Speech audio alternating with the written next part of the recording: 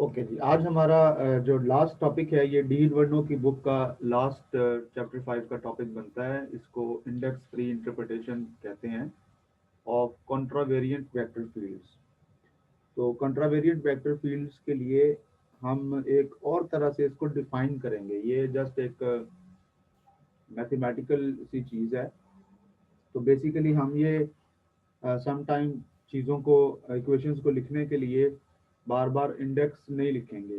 तो हम ऐसा करते हैं कि एक ऐसी चीज़ डिफाइन कर लेते हैं बाय डेफिनेशन कि जिसके ऊपर हमें इंडेक्स लगाने की ज़रूरत ना पड़े। तो इस चीज़ को हम कहते हैं इंडेक्स फ्री वेक्टर फील्ड्स।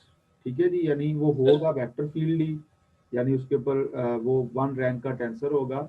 जैसा कि मैंने कल भी बताया था कि अगर वन रैंक का टेंसर हो तो वो वेक्टर फील्ड होता है। तो वो वेक्टर फील्ड ही होगा, लेकिन हम उसके लिए अगर इंडेक्स नहीं यूज करना चाहते तो उसके लिए हम फिर इसको एक और तरह से डिफाइन कर लेंगे। और उस तरह डिफाइन करते वक्त हम वेक्टर फील्ड को एक ऑपरेटर बना लेते हैं। यानी इसमें बुनियादी बात ये है कि हमने वेक्टर फील्ड को एक ऑपरेटर के तौर पे डील करना है। अब आपको पता है ऑपरेटर क्या करते हैं। ऑपरेटर बेसिकली किसी फंक्शन के ऊपर ऑपरेट होकर एक रिजल्ट में कोई फंक्शन देते हैं। तो इसी तरह से हम इसको भी डिफाइन करेंगे कि ये वेक्टर फील्ड जो है ये एक ऑपरेटर है which maps real valued functions into real valued functions. तो मिसाल के तौर पर ये देखें, ये जो चीज़ है यहाँ पर, ये वाली लाइन जो है इसमें ये लिखा हुआ है।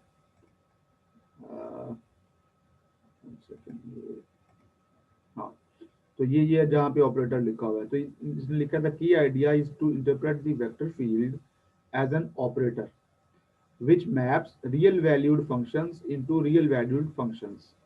यानी रियल वैल्यूड फंक्शन एक ऐसा फंक्शन जिसकी वैल्यूज जो हैं वो रियल होंगी।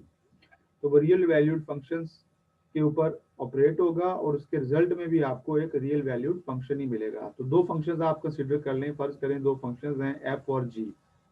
तो अब आप इसको डिफाइन कर रहे हैं एक्स को एज एन ऑपरेटर। फिर आप कहते हैं कि एक्स जो है ये ऑपरेट करता है फंक्शन एफ पर, तो उससे ये प्रोड्यूस कर देता है अनदर फंक्शन जी।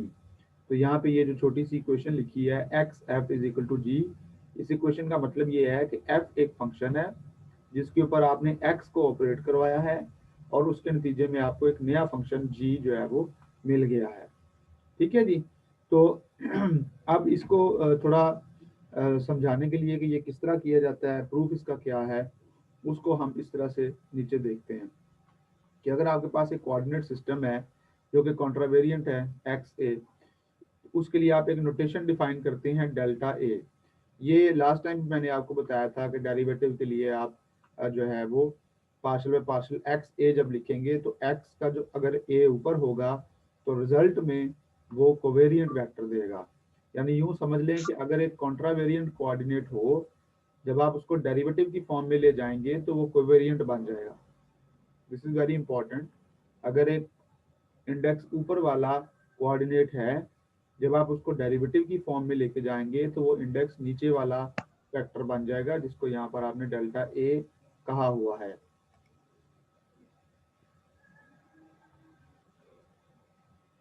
ओके, अच्छा अब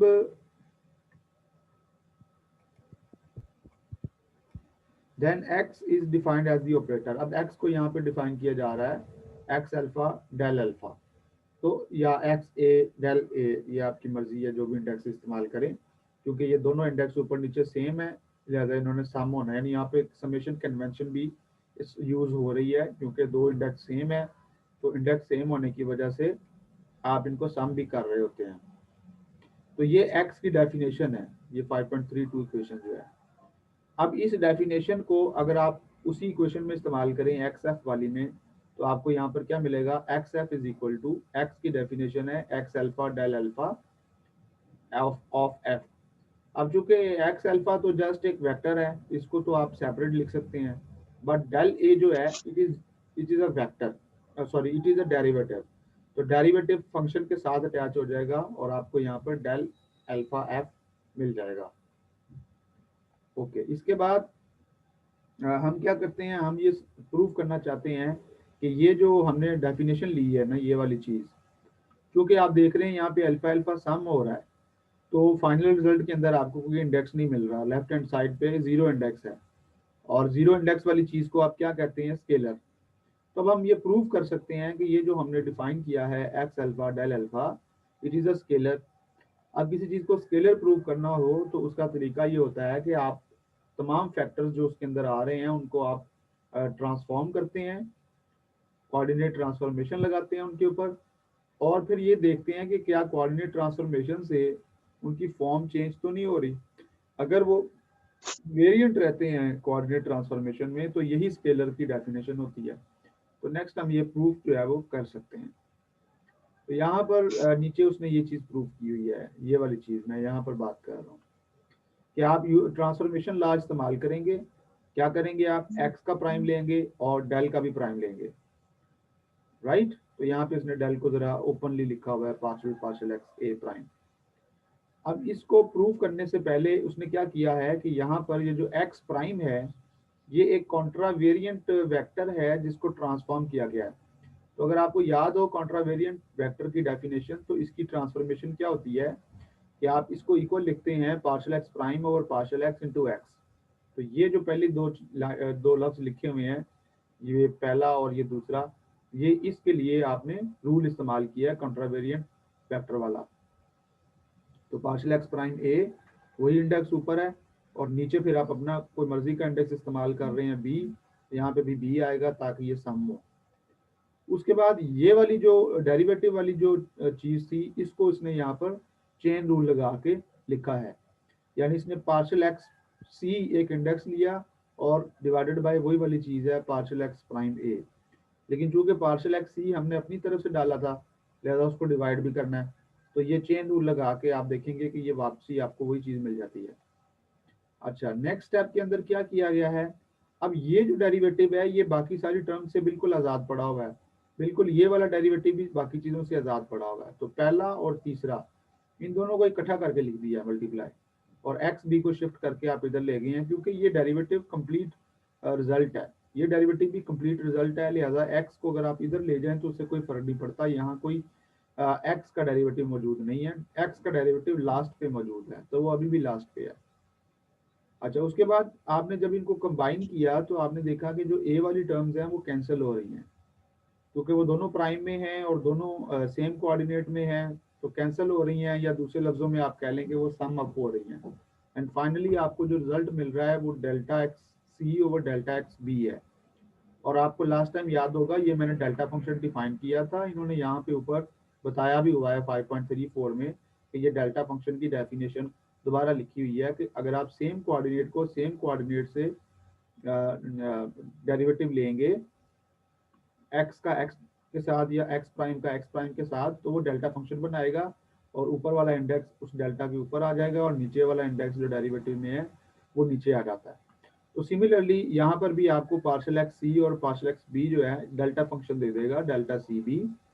एंड ये वाली जो दो चीज़ें हैं एक्स बी और डेल्टा बाय डेल्टा एक्स सी, ये आपको यहाँ पे मिल जाएगा। अब आपको पता है डेल्टा फंक्शन का काम ये होता है कि जब वो बी और सी को बराबर करते हैं, इंडेक्स को बराबर करते हैं, तो 1 देता है, अदरवाइज 0 देता है। इसका मतलब आपको इस पूरी इक्वेशन में बी और सी को बराबर करना पड़ेगा ताकि डेल्टा फंक्शन 0 ना दे। तो बी और सी को बराबर करते हैं तो डेल्टा 1 हो जाता है, और यहाँ बी और सी बराबर होकर बी बी इनको यहाँ पे लिख दिया। अब ये इनको बी बी लिख लें या ए लिख लें, ये एक ही बात है, क्योंकि ये दोनों सम हो रहे हैं ऊपर नीचे। ये डमी इंडेक्स है, मैंने बताया था डमी इंडेक्स में आप अपनी मर्जी से चूज कर सकते हैं इंडेक्स को। तो उसने ए इसको लिख लिया, और ये वही चीज़ है जहाँ से हमने स्टार्ट लिया था, which is X A del A. तो आपने यहाँ पे देखा कि X prime del prime equal आ जाता है एक्स डेल के। इसका मतलब है कि ये जो चीज़ हमने डिफाइन की है एक्स अल्फा डेल अल्फा, ये एक स्केलर है। Thus, the result of operating on f by x will be the same irrespective of the coordinate system. यानी आप x b वाला कोऑर्डिनेट सिस्टम ले लें या आप आप x प्राइम वाला कोऑर्डिनेट सिस्टम ले लें या x वाला कोऑर्डिनेट सिस्टम ले लें, दोनों में ये जो आपका वेक्टर फील्ड हमने डिफाइन किया है x, इसकी वैल्यू जो है वो सेम रहेगी। और वैसे भी आपको पता है कि स्केलर्स में आप ये इसी तरह से लेके जाते होते हैं। अच्छा, उसके बाद एक छोटी सी डेफिनेशन है जो यहाँ पे आपने करनी है, ये है टेंजेंट स्पेस की डेफिनेशन। टेंजेंट स्पेस को समझने के लिए ये नीचे उसने एक डायग्राम दी हुई है 5.6, इसको जरा आप गौर करें। यहाँ पर क्या है कि ये आपके पास एक मैनिफोल्ड है, ठीक है, ये जो बाहर में एक रैंडम शेप बनाई हुई है, दिस इज अ मैनिफोल्ड। उस मैनिफोल्ड के ऊपर आपने क्या किया कि कुछ वेक्टर्स लिए हुए हैं, ये पॉइंट पी से बहुत से वेक्टर्स निकल रहे हैं, दाएं बाएं ऊपर नीचे वगैरह, ये सारे के सारे कॉन्ट्रावेरिएंट वेक्टर्स हैं। आप यूं समझ सकते हैं कि ये सारे वेक्टर्स बेसिकली एक ही प्लेन के ऊपर ड्रॉ किए हुए हैं, जो कि यहाँ पे स्फीयर की फॉर्म में आपको नजर आ रहा है। ये जो प्लेन है जिसके ऊपर ये सारे कॉन्ट्रावेरिएंट वेक्टर ड्रॉ किए जा सकते हैं, इस प्लेन को कहते हैं टेंजेंट स्पेस। यानी इस सरफेस को क्या कहते हैं, टेंजेंट स्पेस स्पेस कहा जाता है। तो यहीं से अब आप इसकी डेफिनेशन जो है वो निकाल सकते हैं कि in any coordinate system we may think of the quantities partial by partial x at p point। यानी p पॉइंट पे जब आप x कोऑर्डिनेट का डेरिवेटिव ले रहे होते हैं, तो वो डेरिवेटिव बेसिकली एक बेसिस बना रहे होते हैं for all the vectors at p। यानी जितने भी वेक्टर्स यहाँ पर मौजूद हैं, फर्ज करें एक्स ए वेक्टर मौजूद है, तो एक्स ए का के लिहाज से जो डेरिवेटिव बनेगा, पार्शियल पार्शियल एक्स ए कोऑर्डिनेट का डेरिवेटिव जो बनेगा एट दैट पॉइंट पी, इसको हम कहेंगे कि ये बेसिस है। बेसिस का कॉन्सेप्ट आपको क्लियर है ना, जिस तरह से आप एक थ्री डिमेंशनल में आपने वेक्टर्स को पढ़ा था, तो वहां पे आप क्या करते हैं कि आप अपना एक वेक्टर ए अगर लिखना चाहते हैं, वेक्टर ए, तो आप उसको लिखते हैं vector A is equal to X component of A into I unit vector plus y component of a, j unit vector plus z component of a, k unit vector। तो ये जो i unit vector, j unit vector, k unit vector होते हैं, इनको basis vectors कहा जाता है। यानी ये बेसिस वेक्टर्स होते हैं, इनको मिला i j k को यूज करके आप कोई भी वेक्टर लिख सकते हैं थ्री डिमेंशन में। तो सिमिलरली यहाँ पर मैनीफोल्ड के ऊपर भी आपने एक बेसिस बनाई है, लेकिन यहाँ पे जो बेसिस है वो आई जे के नहीं है, बल्कि वो ये वाली बेसिस है, partial by partial X A at point P. Sir जी जी जी, करें सर क्वेश्चन। IJK वाली ये तो स्टैंडर्ड बेसिस, तो इनके अलावा बेसिस होती हैं? जी बिल्कुल, आपने क्वांटम मैकेनिक्स में जब आप वेव फंक्शन को लिखते हैं साई, तो आप उसको इक्वल लिखते हैं ए आई, स्मॉल ए आई टाइम्स साई आई, और आई के ऊपर सम होता है, तो वहां पे जो साई आई होते हैं वो बेसिस ही होते हैं। मिसाल के तौर पर आप एक वेव फंक्शन लिखते हैं साई इज इक्वल टू, ये मैं कैट में बात कर रहा हूँ, psi is equal to psi one plus psi two, या one by under root psi one plus psi two. तो ये जो साई वन साई टू हैं, दे आर दी बेसिस, जिनको जिनके साथ प्रोबेबिलिटी मल्टीप्लाई की और फिर इनको ऐड करके आपको टोटल वेव फंक्शन मिला साई। ये बिल्कुल वही चीज होती है जो आप वेक्टर्स में कर रहे होते हैं आई जे के। अगर आप स्फेरिकल कोऑर्डिनेट्स में चले जाएं तो वहां पे बेसिस होंगी R unit vector, theta unit vector, phi unit vector. Cylindrical coordinate में चले जाएं तो rho unit vector, theta unit vector, Z unit vector. तो बेसिस जो है ना, ये बेसिकली वो फंडामेंटल वेक्टर्स होते हैं। ये हिल्बर्ट स्पेस के अंदर आपने पढ़ा होगा, वेक्टर स्पेसिस के अंदर पढ़ा होगा, क्वांटम मैकेनिक्स में भी ये पढ़ाया जाता है।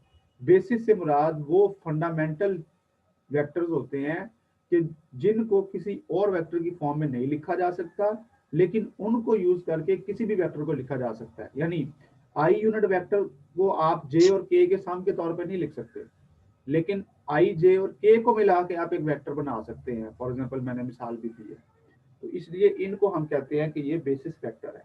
अब वो थ्री डिमेंशन में आपने पढ़ा हुआ है, हिल्बर्ट स्पेस के अंदर ये एन डिमेंशनल में चला जाता है, मैनीफोल्ड में भी ये एन डिमेंशनल में चला जाता है। तो बेसिस को समझने की कोशिश करें कि हर वेक्टर की जो डायरेक्शन है ना, जिसको आप डायरेक्शन कह रहे होते थे, यूनिट वेक्टर कह रहे होते थे, वो बेसिस वेक्टर उनको कहा जाता है। क्वांटम मैकेनिक्स में ये बेसिस वेक्टर जो है इनको फाई से आमतौर पर रिप्रेजेंट किया जाता है। इसी तरह बाकी आर थीटा फाई वगैरह में स्फेरिकल कोऑर्डिनेट्स में, रेक्टेंगुलर कोऑर्डिनेट्स में। तो इसी तरह से मैनीफोल्ड्स के अंदर इनको पार्शियल बाय पार्शियल एक्स ए की तरह से यानी बेसिस वेक्टर्स को इस्तेमाल किया जाता है, और इनके साथ फिर उसका मैग्नीट्यूड जो होता है वेक्टर का, विच is X A.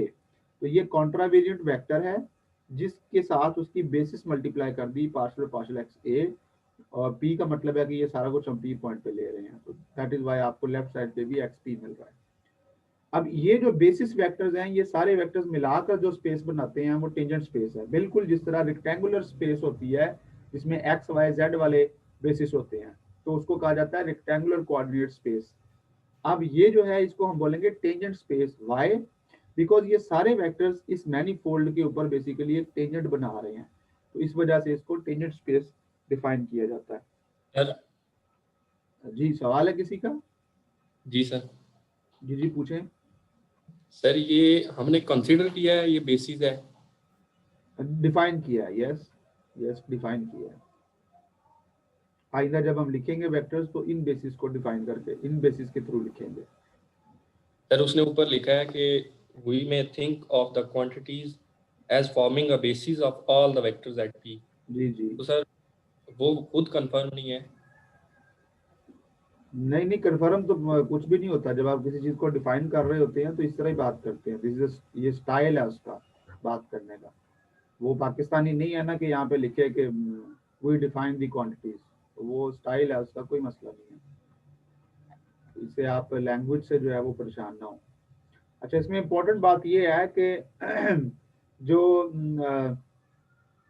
Euclidean space है और मिन्कॉस्की स्पेस है, उसमें जो टेंजेंट स्पेस होती हैं वो मैनीफोल्ड के साथ कोइंसाइड कर जाती हैं। यानी उसमें टेंजेंट स्पेस और मैनीफोल्ड ऑलमोस्ट से एक ही हो जाता है। क्यों एक हो जाता है? क्योंकि वो दोनों फ्लैट स्पेसेस होती हैं। मतलब अगर आपके पास एक फ्लैट प्लेन फ्लैट स्पेस है, फ्लैट सरफेस है, जैसे आपकी बुक की सरफेस है, उसके ऊपर अगर आप टेंजेंट सरफेस ड्रा करेंगे तो वो दोनों सेम ही होंगी। तो चूंकि मिन्कॉस्की स्पेस टाइम और यूक्लिडियन स्पेस कौन सी है? एक्स वाई जेड वाली। मिन्कॉस्की स्पेस टाइम कौन सी है? स्पेशल रिलेटिविटी वाली, एक्स वाई जेड टी। लेकिन ये दोनों चूंकि फ्लैट स्पेसेस हैं, इस वजह से इनमें जो टेंजेंट स्पेस होती है और जो मैनीफोल्ड होता है वो सेम ही होता है, कोई फर्क नहीं होता। लेकिन आगे जाके आप देखेंगे कि ऐसे मैनीफोल्ड्स भी हो सकते हैं जिसमें टेंजेंट स्पेस को अलग से डिफाइन करना पड़े मैनीफोल्ड के अलावा, जैसा कि अभी हमने किया है।